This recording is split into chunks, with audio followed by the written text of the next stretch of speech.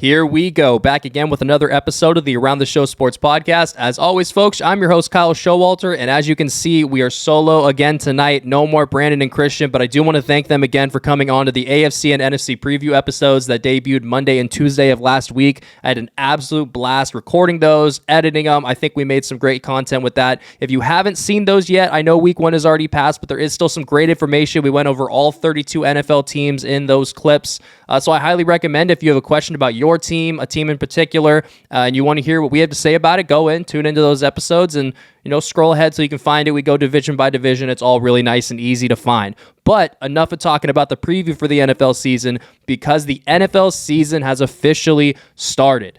And I think the storyline of the weekend actually culminated at the end of the Monday night game. But going back really quickly, I mean, we had a crazy game to start the season. That 31-10 drubbing by the Super Bowl favorite Buffalo Bills over the defending Super Bowl champion Los Angeles Rams came as a bit of a shock to everybody. And I'm not going to talk too much about the game, but I do want to say anybody that's freaking out about the Rams, where I can see where you're coming from, that's the Buffalo Bills. They're the Super Bowl favorites for a reason. Rams coming off of that Super Bowl season, going to be a little bit of a hangover as expected. None of their guys played in the preseason.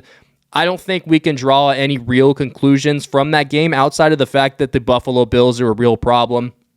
I think if you're maybe a little bit concerned about the Rams, that's totally fine. They weren't able to get really anybody involved in the passing game outside of Kupp and Higbee. Weren't able to get much going on the ground, but I think their offense, their defense, I think it's all going to be just fine. And, I wouldn't expect it to be too long of a drought. I think they'll bounce back very quickly. The Bills are for real, though. But I want to focus the beginning of this show on what happened at the end of that Monday Night Football game, and that Monday Night Football game between the Broncos and the Seahawks as a whole. Obviously, what happened at the end with Nathaniel Hackett choosing to kick a 64-yard field goal to try to win the game when he had all three timeouts and a 4th and 5 with over a minute left. Hindsight's the wrong decision. He's came out and made that statement as well, kind of owned up to his mistake, so kudos to him for that. We'll talk about that decision, but first I want to talk about the game in total, and then also the storyline surrounding it. And obviously the big thing with that is Russell Wilson returning to Lumen Field, home of the 12th man in the Seattle Seahawks, where he played football for almost a decade under Coach Pete Carrol, who's still there. And it certainly seems like there's some bad blood between those two folks. And Pete Carrol, obviously a player's coach type of guy, a very personable person.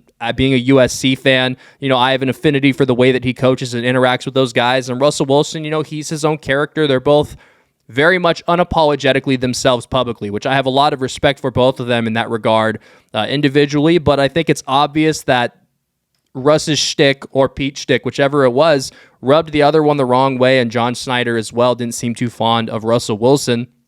And that's ultimately why he's gone, and he's a Denver Bronco now instead of a Seattle Seahawk. Now, Pete Carrol came out after the game and went on Seattle Sports' YouTube channel and did an interview with a couple of guys whose names I can't remember off the top of my head. I believe it was Brock and Mike. If I get that wrong, I apologize. But kind of trashed Russell Wilson a little bit. Made it seem fairly obvious that they maybe weren't as big of a fan of each other as we might have thought before all of this drama started. And I think the most poignant quote that came from it, which I'll read right here, was this, I knew we were playing for a lot more than the regular stuff. The game isn't about an individual player, it's about the team. It's the ultimate team sport, and sometimes when so much goes on one guy, it just rubs guys wrong. And that right there is a scathing, in terms of football talk and coach speak, a scathing indictment of Russell Wilson's character as a quarterback on your team. It surely at least seems like the Seattle Seahawks took Russ's trade request as him saying to all of them, hey, you guys aren't good enough, I can't win with you. And it's very clear that rubbed them the wrong way. And the Seahawks were fired up when they were playing on Monday night, man. They were balling out. They were making plays. Jamal Adams, before he got knocked out with a knee injury, he's going to miss the rest of the season, so wishing him a speedy recovery. They were flying around, making plays. They were emotional, having a blast out on the field. It was obvious this game meant a little bit extra to them. And I think on the flip side, I think it was obvious that Russell Wilson was kind of struggling to control his emotions at time. And I think the 12th man, the crowd there at Lumen Field, obviously played a huge part of that as well. Russell Wilson knows what kind of an impact those guys can have on a game playing there for so long. But quarterback is a position where when you let your emotions kind of take over and dominate, it can pull you out of your focus and actually make you a worse player. Whereas other positions, linebacker, defensive end, a pass rusher, that emotion is going to fuel your play and make you better. I think personally, playing emotionally at quarterback can actually get you hurt. And I think that has a lot of the reason to do why Baker Mayfield struggled so much this last week playing against the Cleveland Browns, his former team.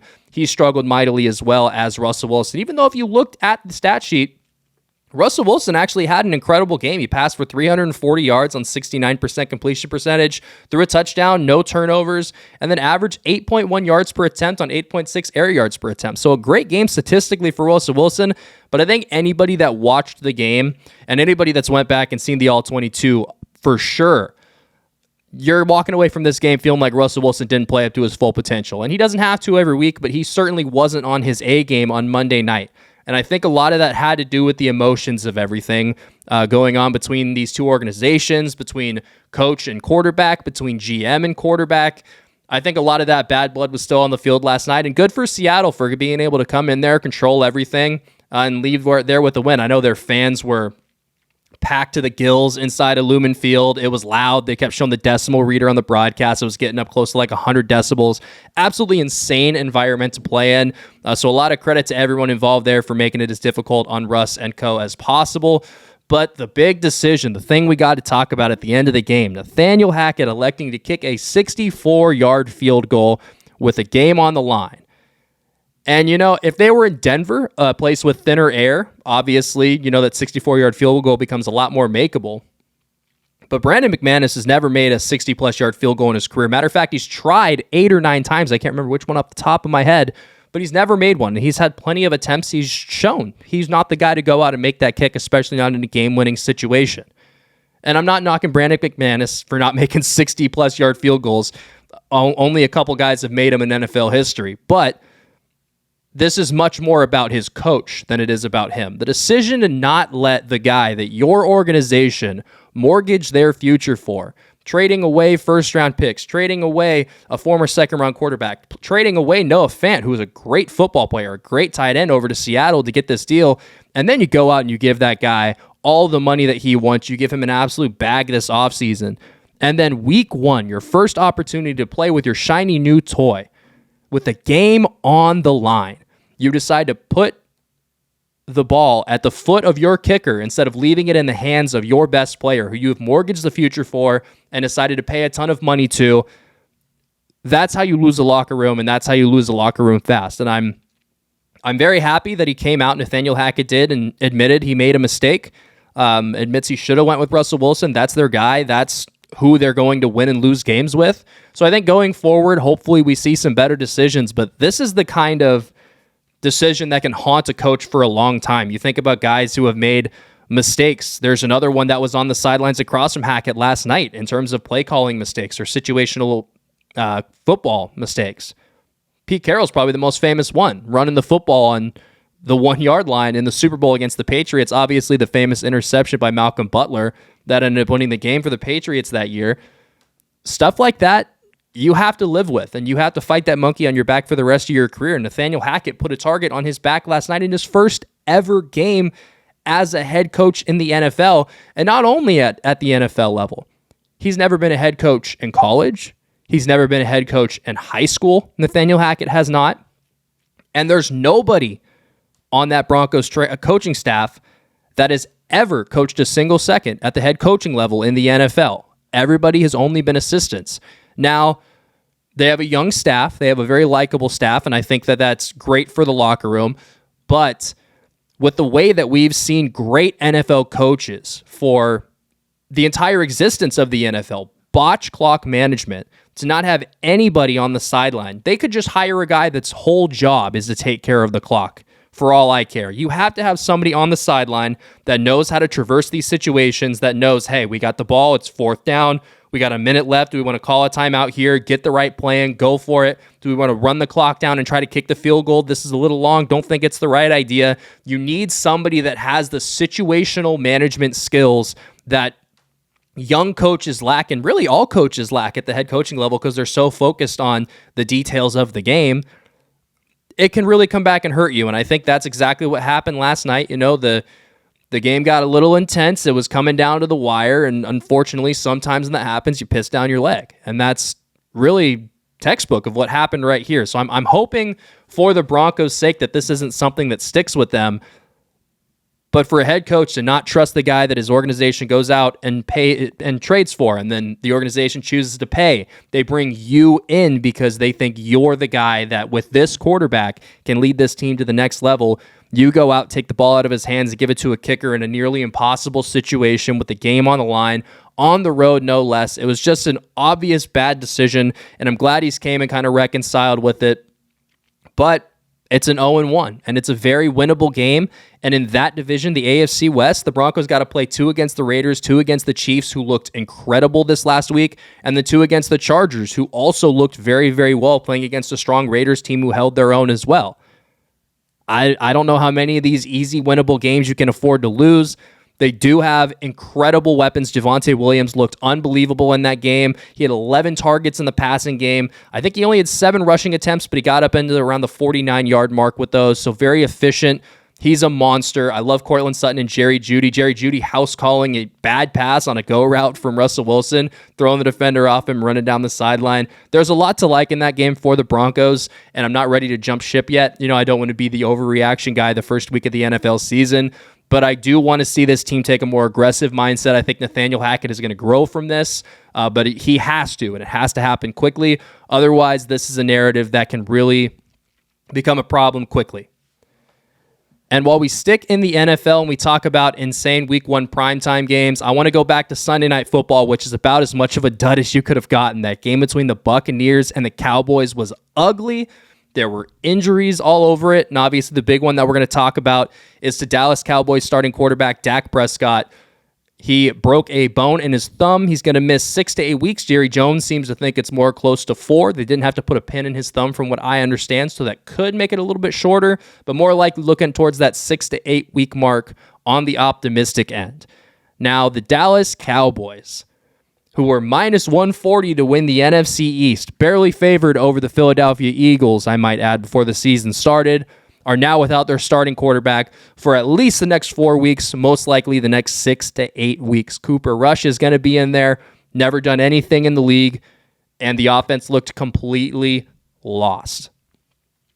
As soon as Dak went out, the game was over. The game was really over before Dak got hurt. But man, this Cowboys season is officially hanging on by a thread, and there has been a common cry that I've heard around the league from fans, from media members as well on social media, on TV shows and radio shows, talking about a particular backup quarterback who was signed to be a backup with a full no-trade clause, I might add, in San Francisco this offseason, talking about Jimmy Garoppolo. I just want to put this to bed. Jimmy isn't going anywhere. He's especially not going to an organization that's poorly run. He's not going to an organization where he's going to start for a limited amount of time, and he's not going to go to an organization that's not going to put his best interest at the forefront. That all those things the 49ers have done for him.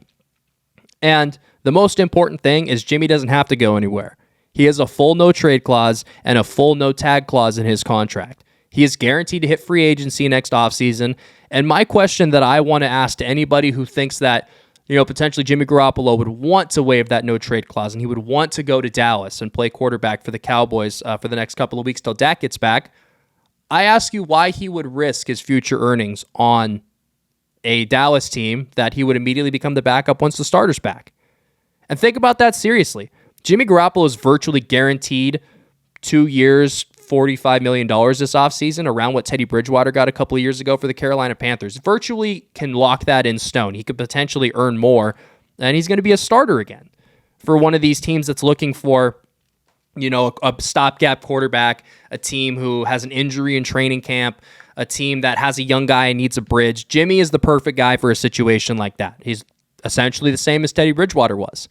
So why would he sacrifice almost guaranteed safety in a multitude of ways, and I'll explain what that means in a second, to jump onto the field and play for a team that didn't try to trade for him in the offseason, isn't going to extend him in the future unless it's going to be as a backup, which means he's not going to get the money that he's looking for. And then C, it's a temporary gig. Why would he be interested in that? But what I am saying for protecting him in a multitude of ways, Jimmy Garoppolo is going to sit all year, best case scenario, won't take a single hit, and is going to enter the next season physically the exact same as he is this season. Now, if there's an injury to Trey Lance or something happens, and this is what I mean by that second part of protecting him, Jimmy's going to play in a system that he's played in for years, that he's comfortable in, that he knows like the back of his hand, and that the guys around him are familiar with him as quarterback, meaning the depth on routes they all understand. They understand what kind of a ball he throws, where in the route in terms of timing he likes to deliver the ball at, all of that stuff. Jimmy already has that baked in. If he has to go to another organization, he's got to learn a new playbook. He's got to get comfortable with a whole new set of receivers. He's got to get comfortable with audibles at the line, changing protections, changing routes, all of that stuff. And he's going to have to do it fast. The Cowboys play in 4 days from the time of this recording on Sunday. How is he going to learn an entire playbook, get comfortable with all those guys, and go out there and deliver a performance that will not lose him monetary value in the offseason? Because that's the big thing. If he gets injured and if he plays poorly, those are the only two things that are preventing Jimmy Garoppolo from securing a bag this offseason. Nothing else. He doesn't have to prove health, in my opinion. He doesn't have to prove that he can play, in my opinion. We have tape on Jimmy Garoppolo. We know exactly what he is. We know what his injury history is. The only thing he can do is hurt his earning ability, and for that reason, unless it's wishful thinking from a Cowboys fan, I don't want to hear anybody float this idea. It's a non-starter. It is not going to happen. Jimmy Garoppolo will not leave the San Francisco 49ers this season in a trade unless it is to an organization of his choosing in the role of his choosing. He's not going to go be a starter for 6 weeks and just give that up. At least that's my opinion. The NFC is certainly wide open, and could he go be a backup quarterback on the Cowboys and potentially when Dak comes back put him in a good position for a playoff run? Sure. But why would he want to do that and risk his offseason earnings, risk his health? Risk his standing in the league in terms of his reputation as a player? I just don't think the risk reward is anywhere close to getting Jimmy Garoppolo out of the Niners organization this season. But I'm curious if you guys disagree with me. Go ahead and type that out in the comments below what you think, either whether you agree or disagree. But we're going to go ahead and continue in the NFC because I think that's a very interesting conversation that we got to cover. The NFC is certainly not the AFC. The AFC, if you look at the quarterbacks, you got Patrick Mahomes, you got Josh Allen, you got Justin Herbert, you got Joe Burrow, you got all these young, you got Lamar Jackson, you got all these guys. I could keep going on and on that are super, super impressive young players, and you have these behemoth rosters. The Bills look like world beaters against the defending Super Bowl champions. They absolutely annihilated them, especially in the second half. You talk about the Chiefs, who looked like the Cardinals were a college team against them. Mahomes throws 5 touchdowns in the game. The Chargers and the Raiders, 2 heavyweight teams, they slugged it out. The Broncos looked bad this season, but they obviously brought in a franchise quarterback in Russell Wilson, have an incredible set of weapons. You look all around the AFC, you can find organizations to get excited about. The Browns, once they get their quarterback back later in the season, if they're in a position they can make a run. The Ravens, they were the most injured roster in football last year at full health. They are something to be afraid of. I could go on and on. The point is, the NFC does not have that kind of star power and that kind of firepower at the top of the conference. If you look around, it is definitely a conference that is much more up for grabs. There's no real top tier of teams like there is in the AFC. Those Chiefs, those Bills, those Chargers, teams like that. The Ravens when they're healthy. And I want to ask the question, who right now is the best team in the NFC? If the season ended today, who would give the NFC the best chance to win the Super Bowl against whoever that would be out of the AFC? And at the beginning of the year, I think a lot of people would have said the Los Angeles Rams or potentially the San Francisco 49ers, depending on how, their quarterback, Trey Lance, looks. And look around. Both those teams are 0-1. Some people might have said the Dallas Cowboys, 0-1. Some people might have said a team like the Packers. They got their asses kicked by the division rival Vikings. Really, the teams that we thought were going to be good that ended up winning in week 1, the Buccaneers and the Eagles. That's about it. And then we had a team like the Vikings who came out of nowhere. We were expecting them to be maybe around a playoff team. Christian, I will give him credit on the pod last week, said that he thinks they could win the division if the Packers took a step back. And it certainly looked like that's going to be the case based off of week 1. They looked great.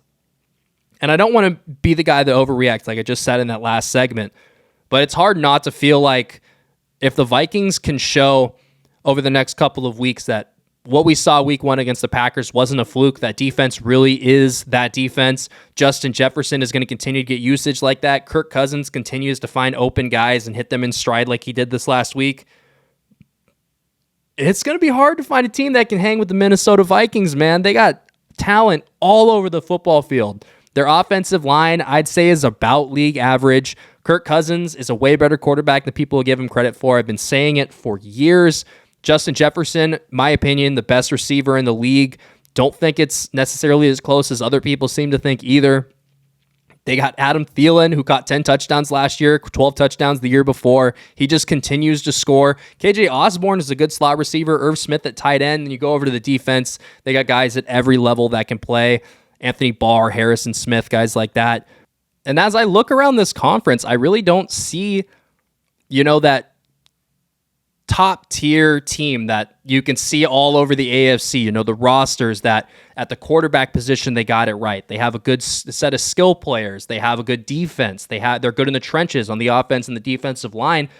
I don't see a lot of that. All of these teams seem to come with question marks. The Vikings, that offensive line is a little bit of an issue. Defense looked great week 1 against the Packers. They don't have any wide receivers. What are they going to look like against a better passing attack? The Eagles just gave up 35 points to the Vikings. There's a lot of concerns over defensive coordinator Jonathan Gannon's system, despite the fact that they have a ton of talent all over the ball. There's also questions about Jalen Hurts' consistency as a quarterback. He did play great this last week, although he did not play perfect. The Buccaneers have a 45-year-old at quarterback. They have some injuries at the wide receiver position. Their offensive line is beat up. The Saints are playing with their first-year head coach and Jameis Winston at quarterback. Michael Thomas coming back from injury. The Packers, just absolutely no wide receivers. I think they're a team that you need to throw into this conversation, even though they just lost 23-7 to the Vikings. They have no wide receivers. Their defense looked really bad against this Vikings team. The Rams, obviously, in that conversation, as well as with the 49ers. I don't see a complete roster in the NFC as I look throughout the entirety of it. I see it all over the AFC. If I had to pick the team after week 1 that I think is the best in the NFC, I picked the Packers to go to the Super Bowl. I'm probably still sticking with them. Don't want to be the guy that overreacts, but just based off of week 1, man, why can't it be the Vikings? Why can't it be the team with Kirk Cousins at quarterback? Man, he can sling it. Justin Jefferson, the best receiver in the NFL. I don't know. I don't know the correct answer to this question today. I'm still sticking with the Packers, but the Vikings have certainly entered that conversation with a bang, and I'm looking forward to seeing what they can do for the rest of the season. And as we talk about the rest of the season, we're going to go ahead and roll into what we expect out of week 2. Going to keep it kind of short. The main game I want to talk about is this Chargers and Chiefs game. And this is the Thursday night matchup, the debut of the new Thursday night broadcast with Al Michaels and Kirk Herbstreit on Amazon Video. Excited to see what Herbie does with NFL games, as well as how Al Michaels does with the new broadcast partner. Excited to see what the broadcast replay angles and all that stuff looks like. But the football game itself is what we're interested in. The Chiefs last week were incredible against the Cardinals. The defense had Kyler Murray in hell the entire game. Patrick Mahomes played so well. He threw such open receivers that PFF, Pro Football Focus, actually gave him a horrible grade for the week because their whole system doesn't take into account when receivers are so wide open. It actually docks the quarterback. A little bit of a limitation there, but nevertheless, he played unbelievable. He had 5 touchdowns. He was nearly perfect the entire game. Travis Kelce looked like himself. Juju had a couple of great pop plays. He did fumble twice as well. And then Clyde Edwards-Helaire caught 2 touchdowns out of the backfield. Shout out to Casey Proctor, a good friend of mine who is a big CEH believer. Texted him, said asked if I'm ready for the CEH breakout season. I still think no. The Chargers were no slouch, took out a much better opponent in the Raiders than the Chiefs took out in the Cardinals this last week. Never trailed at any single point.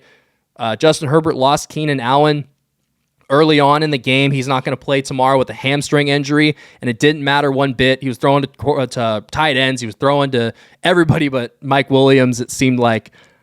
But these are two teams that coming into the year, there was a lot of conversation over which one should be the favorite to go to, or to win the division, rather. And I think it was a conversation that was definitely an interesting one to have, and it was one that I had to weigh up until the point of when we did our preview show. I went on air not knowing who I was going to pick to win this division, and I did end up going with the Chiefs, and I feel good about that. I decided to do that based on the fact that they have Patrick Mahomes at quarterback and Andy Reid at head coach, and I'm going to take Patrick Mahomes over Justin Herbert, even though it's somewhat close, and I'm going to take Andy Reid over just about any coach in the NFL at this point on any given Sunday. Absolutely love that guy. As a coach, the person, he's awesome. But about the game, these are two teams that are in a very interesting situation going into the year. They're at very comparable points in their roster building structure outside of the fact that Mahomes has been extended and Herbert has not yet been extended. And the Chiefs are kind of showing what the Chargers might be in a couple of years, losing out on Tyreek Hill this offseason and things like that. Now, where they match up for this individual week, I think it's a hellscape trying to pick individual games. But after 1 week, I still feel like the Chiefs are the team to beat in this division. I just think Patrick Mahomes is the best quarterback in the league besides Aaron Rodgers and maybe Josh Allen. I still think I'd lean Mahomes in that conversation. So at the end of the day, you roll with who has the guys. And the Chargers are going to be playing without their number one wide receiver. They still aren't going to have J.C. Jackson.